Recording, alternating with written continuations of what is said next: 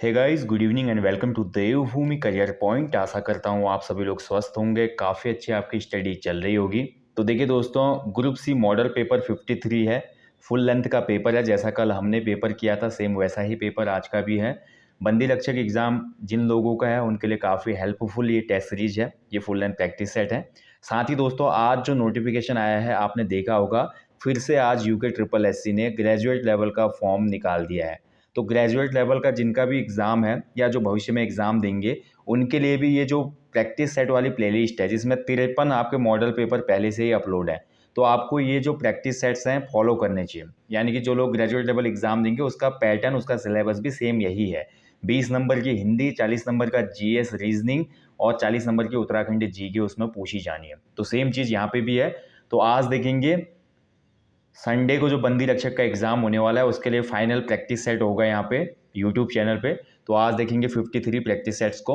बहुत ही important question इसमें भी आपको इंक्लूड मिलेंगे और इंक्लूडिंग करंट अफेयर भी हैं, उत्तराखंड के भी और नेशनल इंटरनेशनल भी। बहुत ही महत्वपूर्ण सेशन रहेगा, क्या पता आने वाले एग्जाम में यहीं से आपको कुछ क्वेश्चन देखने को मिल जाए।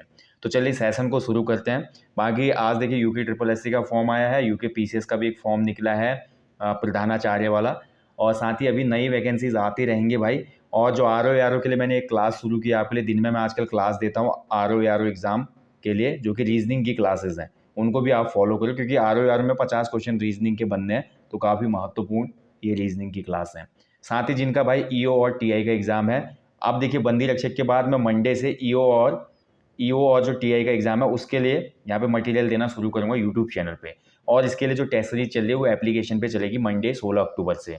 ठीक है, तो आप टेस्ट सीरीज में भी इनरोल कर लो और यहाँ पर जो मटेरियल मिलेगा इस एग्जाम के लिए उसको भी फॉलो करते रहना। ठीक है, तो चलिए सेशन को शुरू करेंगे। आज देखेंगे group C model paper 53, 100 question होंगे, 20 हिंदी के, 40 जीएस के और 40 उत्तराखंड जीके के। रीजनिंग के मैंने हटाए हैं, ठीक है, क्योंकि सॉल्यूशन में टाइम लगता है। तो फर्स्ट क्वेश्चन है, हिंदी से शुरुआत करते हैं। चलिए फर्स्ट क्वेश्चन है, देखिए गोधूम शब्द का तद्भव क्या है। देखिए थोड़ा आप लोग क्या करेंगे, अपनी जो क्वालिटी है ना, क्वालिटी को इंप्रूव करेंगे तो आपको साफ दिखाई देगा। ठीक है, तो अपनी जो पिक्चर क्वालिटी है उसको थोड़ा इंप्रूव कीजिए आप लोग। 360 या 480 पिक्सल में पक्का देखिए।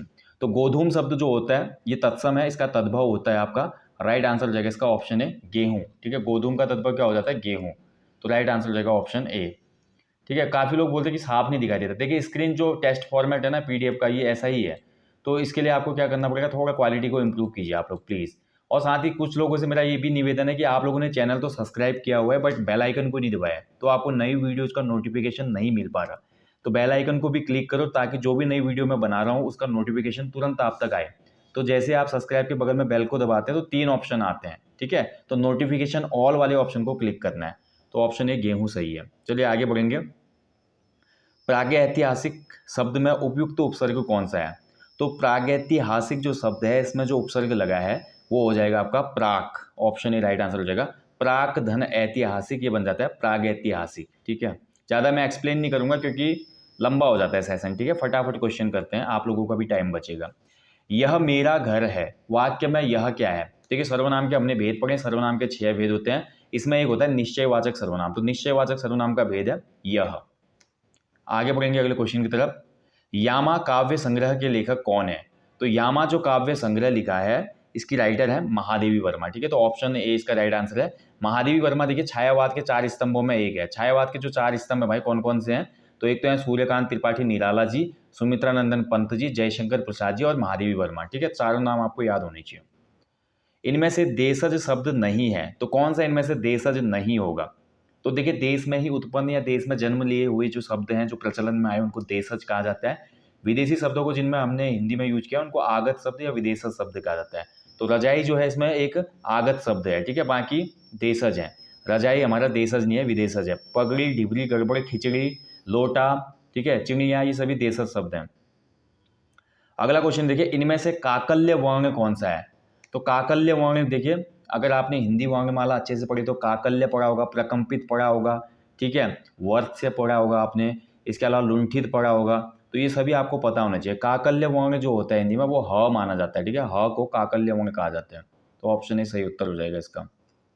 चलिए आगे अगर अगले क्वेश्चन की तरफ बढ़ते हैं। अगला क्वेश्चन है देखिए, उद्धार का वर्ण विन्यास क्या होगा। तो उद्धार जो शब्द है अगर मैं इसको तोड़ूं तो इसका वर्ण विन्यास आपको बताना है कि क्या हो जाएगा।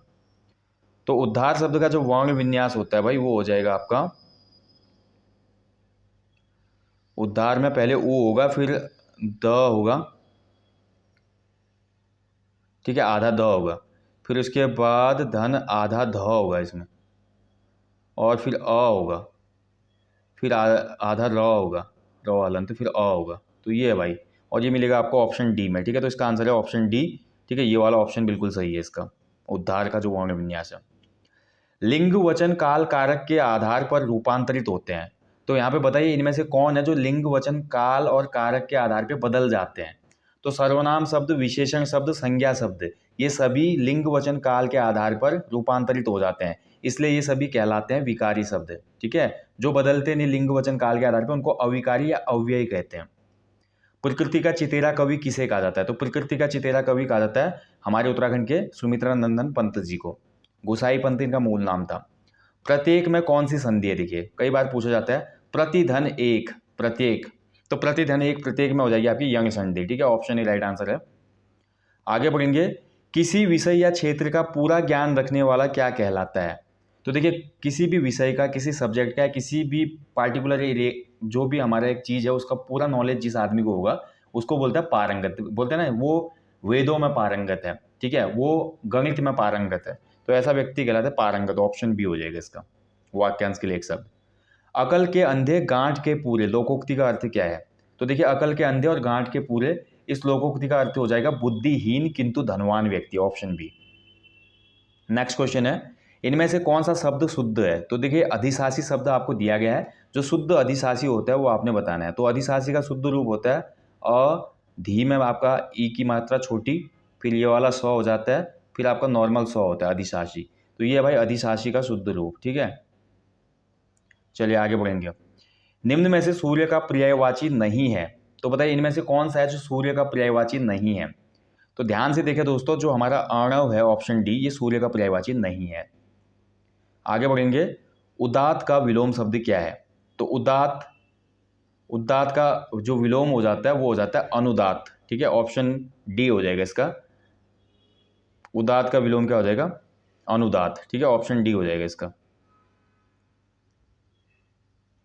चलिए आगे बढ़ेंगे अगले क्वेश्चन की तरफ।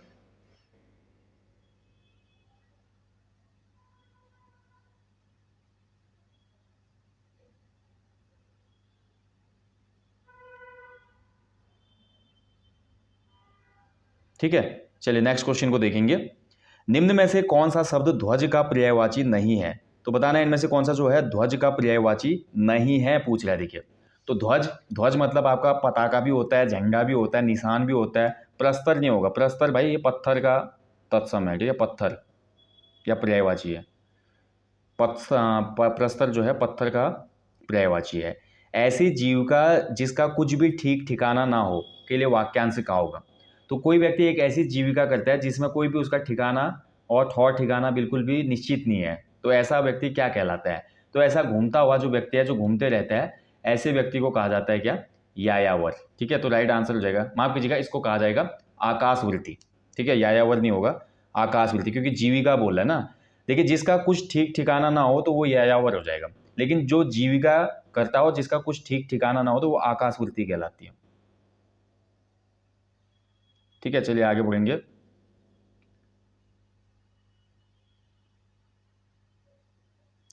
निन्यानवे का फेर मुहावरे का अर्थ क्या है? तो बताइए इनमें से निन्यानवे का फेर मुहावरा जो है उसका अर्थ क्या होगा? तो निन्यानवे का फेर बोलते हैं भाई धन जोड़ने की, धन जोड़ने का जो बुरा लालच होता है उसको बोलते हैं निन्यानवे का फेर, यानी कि ऑप्शन ही राइट आंसर हो जाएगा इसका, ठीक है, धन जोड़ने का बुरा लालच। आगे बढ़ेंगे अगले क्वेश्चन की तरफ। निम्न में से छायावाद के चार स्तंभों में एक नहीं है। ऊपर मैं बता चुका हूँ छायावाद के जो चार पिलर हैं भाई, इन चार पिलरों में नाम किस किस का है? सूर्यकांत त्रिपाठी जी का है, जयशंकर प्रसाद जी का है, सुमित्रानंदन पंत जी का है, और यहाँ पे है महादेवी वर्मा, ठीक है। तो ऑप्शन सी इसमें गलत है, माखनलाल चतुर्वेदी जी नहीं है।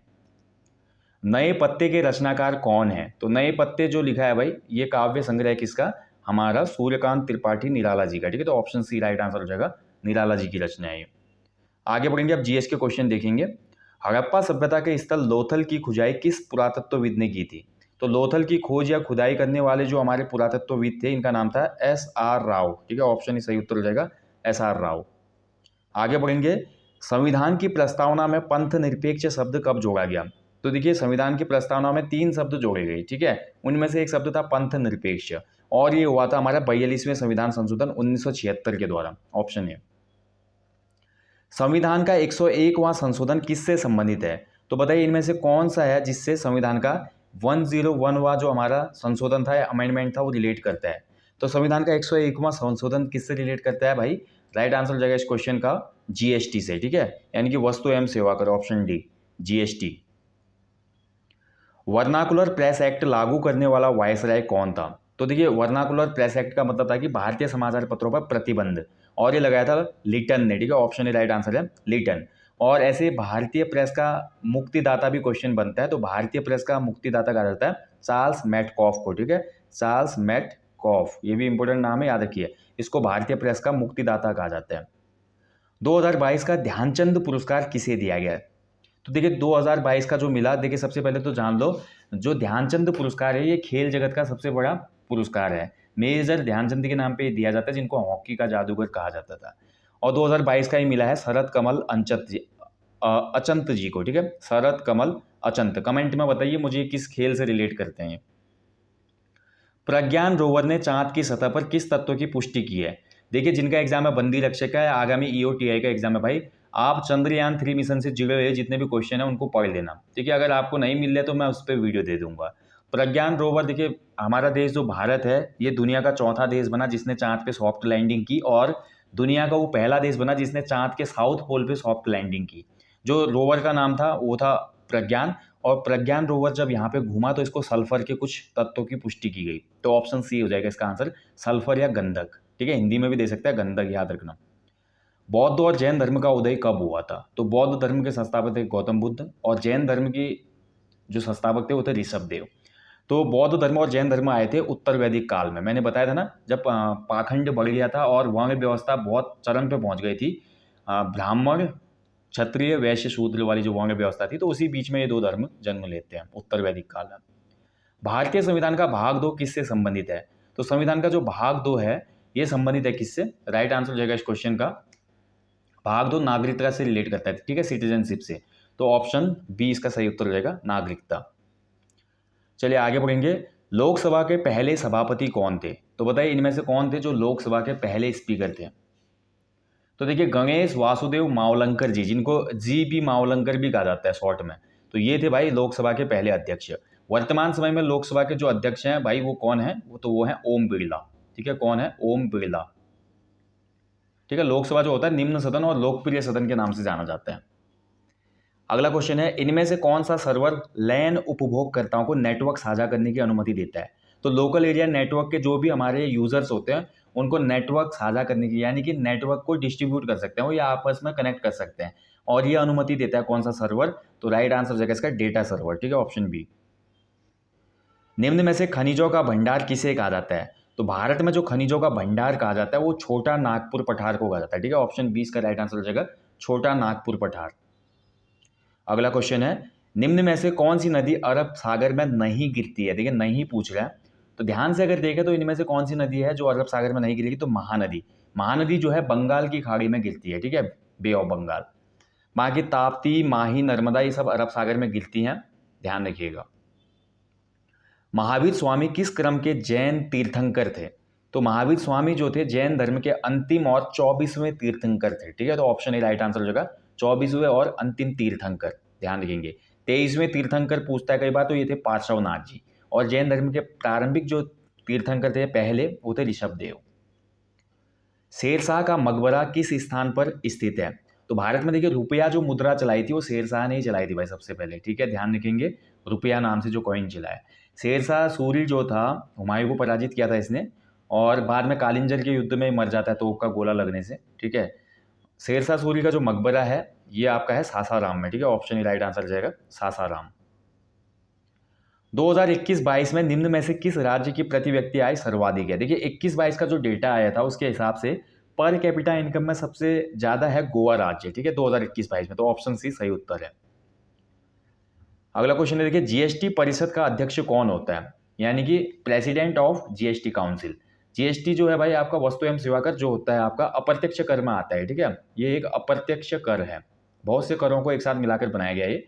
एंड इसका जो अध्यक्ष होता है वो होता है फाइनेंस मिनिस्टर ऑफ इंडिया, यानी कि वित्त मंत्री। ऑप्शन डी सही हो जाएगा, वित्त मंत्री। वर्तमान में जो वित्त मंत्री हैं भारत के कौन है? निर्मला सीतारमन जी। आगे बढ़ेंगे, पेरियार नदी विवाद किन राज्यों के मध्य है? तो देखिए नदी बंटवारे, जल बंटवारे को लेकर पेरियार जो नदी विवाद है यह आपका देखने को मिलेगा किन दो राज्यों के बीच में?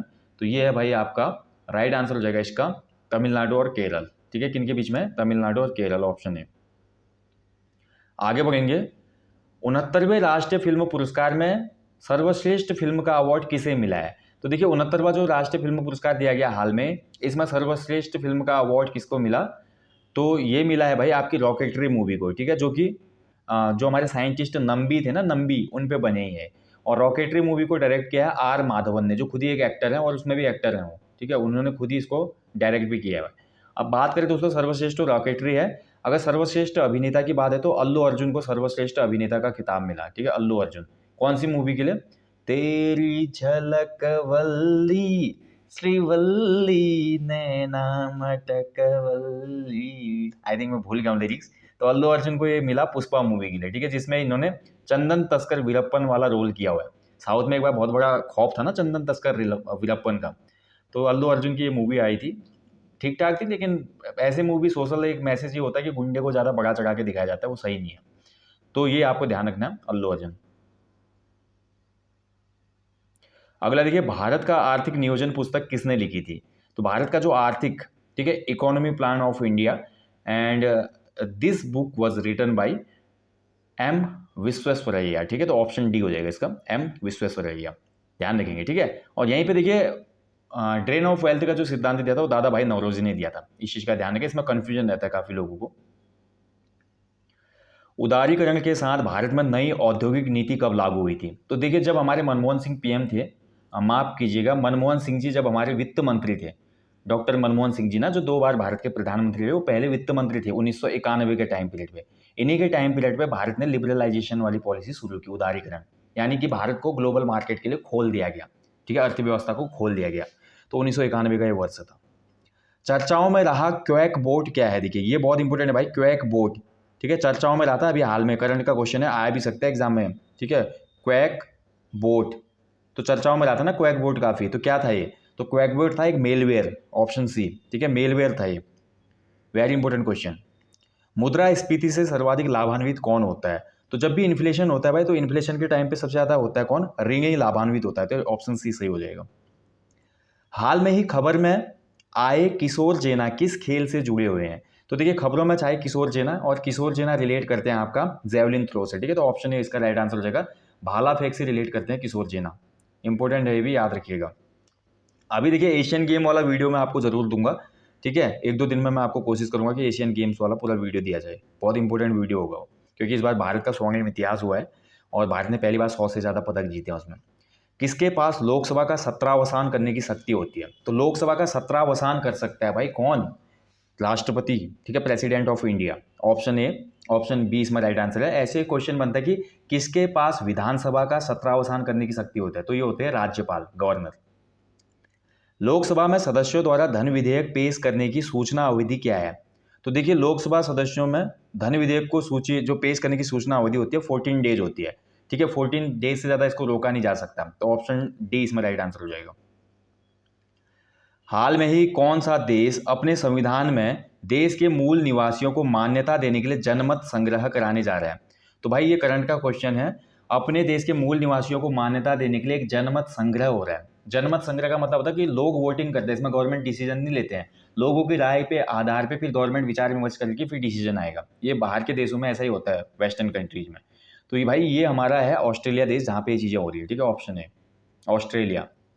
इनमें से कौन सा युग्म सुमेलित है? ठीक है, कौन सा सुमेलित है? देखिए जिंक फास्फाइड फिलोसोफर उन गलत है, जिंक सल्फाइड हॉर्न सिल्वर गलत है, जिंक क्लोराइड चूहे का विष ये भी गलत है, सिल्वर आयोडाइड का यूज किया जाता है आर्टिफिशियल रेन करने के लिए, ये सही हो जाएगा।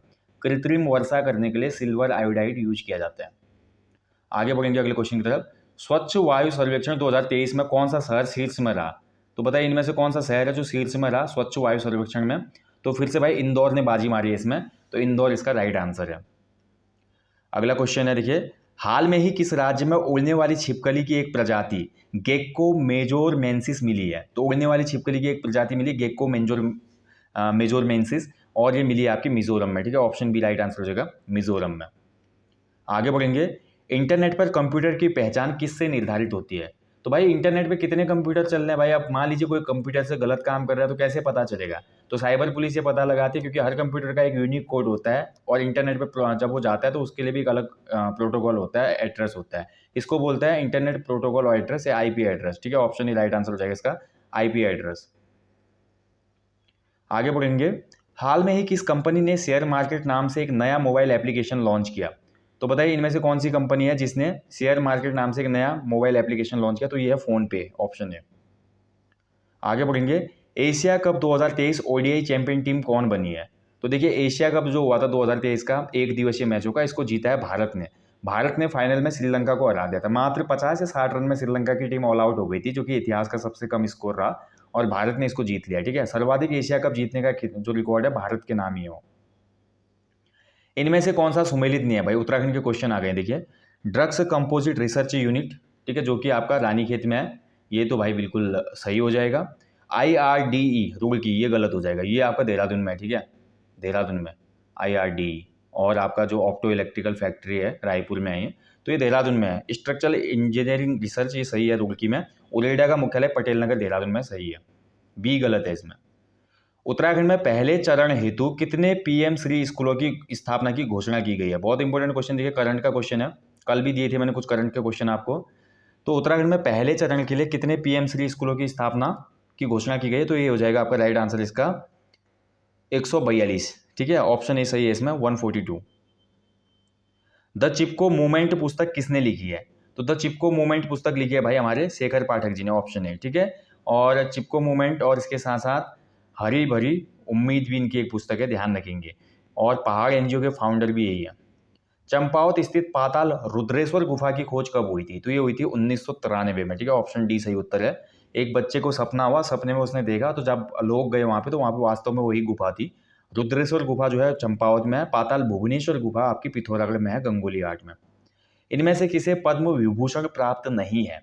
तो देखिए पद्म विभूषण जो मिला है भैरवदत्त पांडे जी को मिला है, सुंदरलाल बहुगुणा जी को भी मिला है, मरणोपरांत जनरल बिपिन रावत जी को भी मिला है, चंडी प्रसाद भट्ट जी को नहीं मिला है। तो ऑप्शन डी हो जाएगा इसका। 1857 की क्रांति के समय गढ़वाल का कमिश्नर कौन था? तो देखिए जब उत्तराखंड में 1857 की क्रांति का टाइम पीरियड चला था, गढ़वाल का कमिश्नर था उसमें हेनरी रैमजे। ठीक है, क्योंकि देखिए गढ़वाल कुमाऊं दोनों एक ही था और एक ही कमिश्नर होता था। गढ़वाल में डिप्टी कमिश्नर होता था, अगर क्वेश्चन में डिप्टी कमिश्नर बनता तब आंसर अलग होता, लेकिन केवल कमिश्नर पूछा तो हेनरी रैमजे सही होगा। उत्तराखंड के किस एक शहर का नाम परिवर्तित करके जसवंतगढ़ रखा जाएगा? तो बाबा जसवंत नूरानांग युद्ध।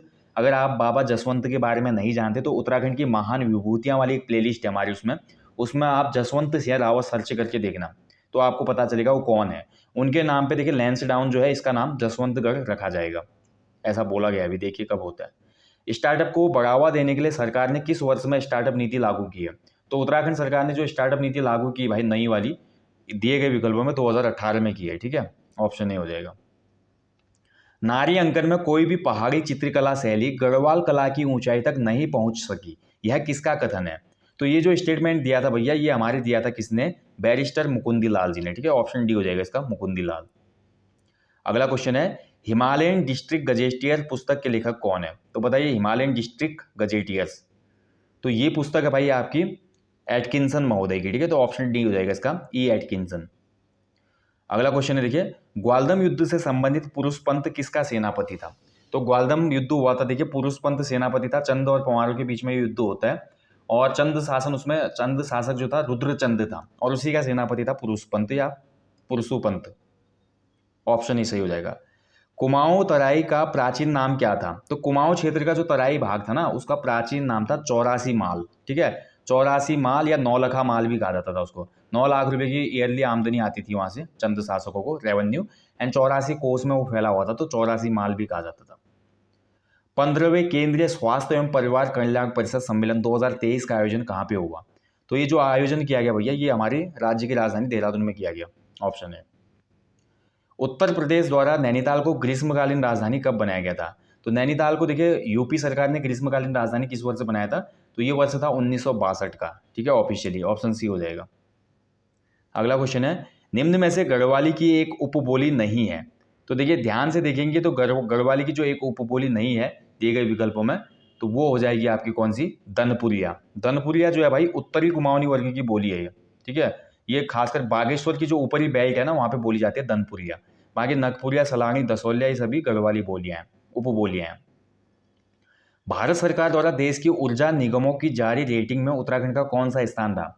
तो देखिए भारत सरकार ने ऊर्जा निगमों की एक रेटिंग जारी की, तो हमारे उत्तराखंड के ऊर्जा निगम को ओवरऑल जो स्थान मिला भारत में 12वां स्थान मिला है, ठीक है, 12th प्लेस, 12वां।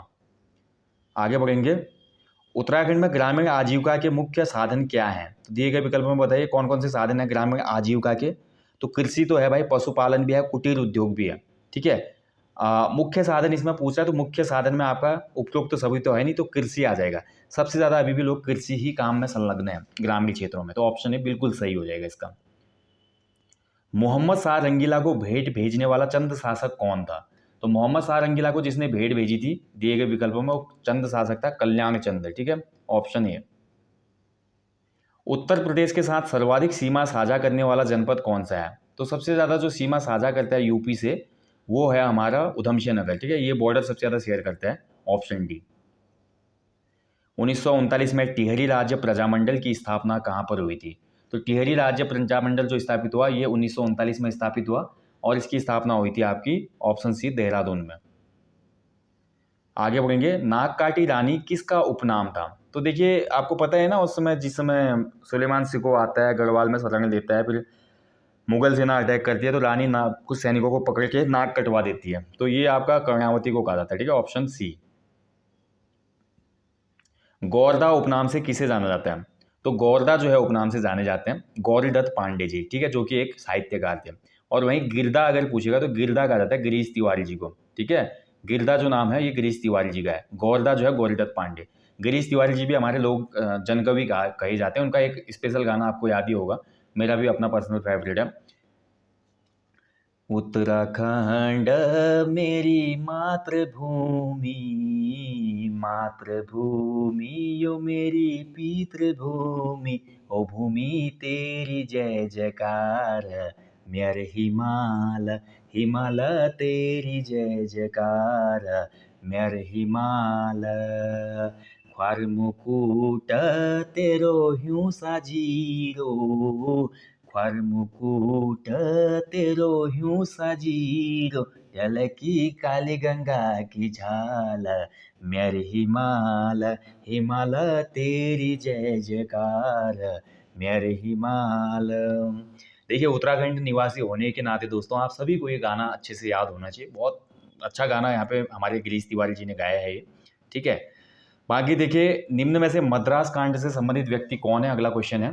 तो मद्रास कांड से जोड़ा जाता है किसको, इंद्र सिंह गढ़वाली जी को, ऑप्शन सी इसका सही उत्तर हो जाएगा, इंद्र सिंह गढ़वाली जी, ठीक है। आगे बढ़ेंगे अगले क्वेश्चन की तरफ। निम्न में से एक ऐतिहासिक लोक गाथा नहीं है, तो कौन सी इनमें से एक ऐतिहासिक लोक गाथा नहीं है।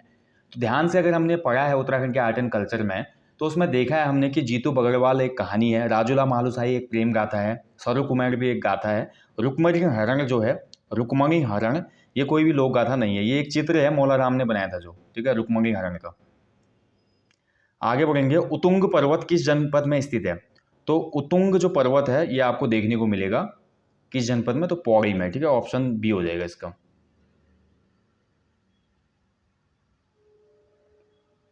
अगला देखिए, पिथौरागढ़ और चंपावत को जोड़ने वाला दर्रा कौन सा है दिए गए विकल्प में। तो पिथौरागढ़ को चंपावत से जोड़ता है लास्पा दर्रा, ठीक है, तो ऑप्शन डी हो जाएगा इसका, लास्पा। आगे बढ़ेंगे, निम्न में से भागीरथी की एक सहायक नदी नहीं है। तो इनमें से कौन सी है भाई जो भागीरथी की सहायक नदी नहीं है, ठीक है, not a tributary river of Bhagirathi, बताइए इनमें से कौन सी हो जाएगी। तो ये हो जाएगा ऑप्शन है अमृत गंगा, ठीक है। इसके अलावा रुद्र गंगा, सिया गंगा, जाड़ गंगा ये सभी भागीरथी की सहायक नदियां हैं। उत्तराखंड के प्रमुख स्वतंत्रता सेनानी किसकी रचना है। तो किसने लिखी है भाई ये पुस्तक, उत्तराखंड के प्रमुख स्वतंत्रता सेनानी, तो ये लिखी है धर्मपाल सिंह मनराल जी ने, ऑप्शन है। आगे बढ़ेंगे, भारत तिब्बत व्यापार के लिए सबसे प्रसिद्ध मंडी कौन सी थी। तो कौन सी मंडी सबसे ज़्यादा फेमस थी जब इंडो तिब्बत व्यापार होता था 1962 से पहले, 1962 में ये व्यापार बंद कर दिया गया परमानेंट, क्योंकि चीन का अटैक हो गया था भारत में। ठीक है, तो उस समय ये जो मंडी थी ये थी तकलाकोट, ऑप्शन बी। राज्य का कौन सा मेला पशु क्रय विक्रय से संबंधित है? तो पशु क्रय विक्रय होता है भाई किस मेले में? तो ये राइट आंसर हो जाएगा आपका सोमनाथ मेला अल्मोड़ा। ठीक है, ऑप्शन डी हो जाएगा। अल्मोड़ा के सोमनाथ मेले में भाई पशुओं का क्रय विक्रय होता था। अब तो कम हो गया है काफ़ी यार, पुराने मेले जो है खत्म हो रहे हैं पहाड़ों से, बड़ा दुख लगता है अंदर से। देहरादून में देश का पहला वन महाविद्यालय कब स्थापित हुआ था? तो पहला वन महाविद्यालय देहरादून में स्थापित हुआ 1878 में। कौन सी जनजाति दीपावली पर बेहला नृत्य करती है? देखिए, बेहला नृत्य करने वाली जो जनजाति है और भीमल लकड़ी का हौला भी जलाती है और उसके चारों तरफ फिर बेहला नृत्य किया जाता है, बेहला जी बेहला। ठीक है, दीपावली। तो ये जौनसारी जनजाति हमारी, ऑप्शन सी। उत्तराखंड अंतरिक्ष उपयोग केंद्र यूसैक का कार्य क्या है? ठीक है, तो Uttarakhand space application centre, USAC, तो इसका काम है भाई प्राकृतिक संसाधनों का प्रबंधन, जल संसाधन का प्रबंधन भी देखना, हिमनद का अध्ययन भी करना, यानी कि ग्लेशियर की क्या स्थिति है, क्या हो गई है, ये सभी चीज़ों का अध्ययन करते हैं लोग। ऑप्शन डी हो जाएगा इसका, ऑल ऑफ द अबव हो जाएगा। जितने भी ऑप्शन है सब सही है, ऑप्शन डी सही है। भूधसाव के कारण चर्चाओं में रहा उमा देवी मंदिर राज्य के किस जिले में स्थित है? तो देखिए, अगस्त के करंट अफेयर में आपने पढ़ा होगा, उमा देवी मंदिर भूधसाव के कारण, लैंडस्लाइड के कारण चर्चा में रहा, और ये जो उमा देवी मंदिर है ये आपको देखने को मिलेगा चमोली में। ठीक है, ऑप्शन है। आगे बढ़ेंगे। यौन अपराध मुकदमों के निपटारे में उत्तराखंड पुलिस को देश भर में कौन सा स्थान प्राप्त हुआ? तो जो भी हमारे यौन अपराध होते हैं, ऐसे टाइप के जो मुकदमे आते हैं, उसमें उत्तराखंड पुलिस ने कितनी सुगमता से उनको निपटाया है, इसके बेसिस पे रैंकिंग थी, और उत्तराखंड पुलिस को इसमें ओवरऑल जो देश में स्थान मिला वो चौथा स्थान मिला है। ठीक है, ऑप्शन सी सही हो जाएगा इसका। आगे बढ़ेंगे अगले क्वेश्चन की तरफ। उत्तराखंड में पहला ई गवर्नेंस वर्ष कब मनाया गया था? तो पहला ई गवर्नेंस वर्ष मनाया गया उत्तराखंड में 2001 में। ठीक है, ऑप्शन ए सही उत्तर है। नेक्स्ट देखिए, निम्न में से किस संस्थान ने 2022 में अपना शताब्दी वर्ष मनाया? भाई देखिए, शताब्दी वर्ष है तो आ सकता है एग्जाम में। तो 2022 में दो संस्थान है भाई जिन्होंने शताब्दी वर्ष मनाया उत्तराखंड में। एक तो है आपका राष्ट्रीय इंडियन मिलिट्री कॉलेज, ठीक है, जिसको बोलते हैं RIMC, और दूसरा है हमारा नैनीताल बैंक। ठीक है, नैनीताल बैंक की स्थापना 1922 में हुई थी। 2022 में इस बैंक ने भी 100 वर्ष पूरे किए अपने। इनमें से कौन सा मंदिर चंपावत में स्थित नहीं है? तो चंपावत में जो नहीं है वो बताना है आपने। तो देखिए, घेरनाथ मंदिर चंपावत में है, पूर्णागिरी भी चंपावत में है, बाराही देवी भी है, जाखन देवी मंदिर नहीं है भाई। जाखन देवी जो मंदिर है वो अल्मोड़ा में स्थित है, ना कि चंपावत में। तो ऑप्शन सी हो जाएगा इसका। वर्तमान आंकड़ों के अनुसार उत्तराखंड में बाघों की कुल संख्या कितनी है? तो वर्तमान जो आंकड़े हैं उसके हिसाब से उत्तराखंड में बाघों के नंबर बताने आपने कितने हैं टोटल। ठीक है, तो अभी हाल में ही एक रिपोर्ट आई थी 1-2 महीने पहले, आपने देखा होगा। इसमें उत्तराखंड में बाघों की कुल संख्या जो बताई गई वो बताएगी 560। ठीक है, अभी नए आंकड़ों का ऑफिशियली भी आएगा। अब उत्तराखंड में 560 बाघ हो गए हैं। पहले पिछली वाली में 442 का आंकड़ा था, अब 560 पहुंच गया है। चलिए आगे बढ़ेंगे अगले क्वेश्चन की तरफ। नेक्स्ट क्वेश्चन है, निम्न में से सुमेलित नहीं है। एक तरफ आपको देखिए जो 2011 की जनगणना है उसके आंकड़े दिए गए हैं, संबंधित तथ्यों को दिया गया है। सर्वाधिक दशकीय वृद्धि वाला जनपद उधमसिंह नगर, बिल्कुल सही है, पहला ऑप्शन तो सही है इसमें। ठीक है, 0 से 6 वर्ष का जो लिंगानुपात था ये 890 था, बिल्कुल सही है 2011 में। सर्वाधिक नगरीय आबादी वाला जनपद हरिद्वार, ये गलत हो जाएगा। और न्यूनतम पुरुष साक्षरता उधमसिंह नगर, ये भी सही है।